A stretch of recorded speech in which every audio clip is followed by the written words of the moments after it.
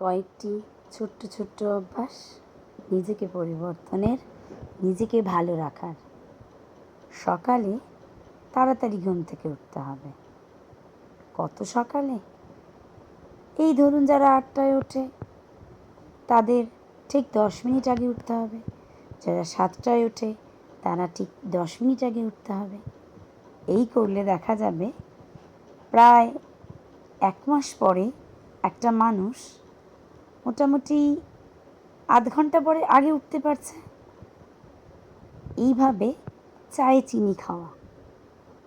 যে মানুষটি 1 কাপ চায়ে 2 চামচ চিনি খায়, সেই মানুষটি যদি প্রত্যেক দিন 1 চামচ করে চিনি কম করে দেয়, তাহলে 30 দিনে 30 চামচ চিনি কম খেতে পারবে।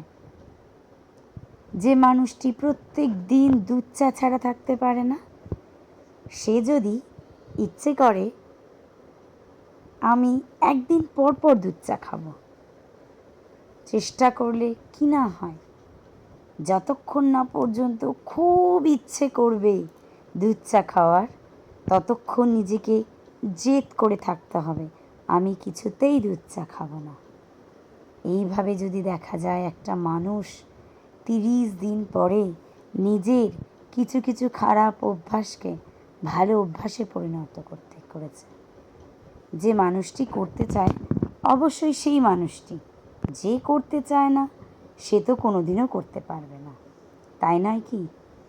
আজকের রান্না মিষ্টি কুমড়ো আলু দিয়ে পুঁই শাক। সব কিছু ভালো করে ধুয়ে নিয়ে সবার প্রথমে তেল গরম করে তাতে 5 ফোড়ন, শুকনো লঙ্কা, তেজপাতা, সম্বরা দিয়ে আলুটাকে একটু হালকা ভেজে, কুমড়োটাকে একটু হালকা ভেজে, শাকটা দিয়ে নুন এবং হলুদ দিয়ে ভালো করে নাড়াচাড়া করে ঢেকে দিতে হবে।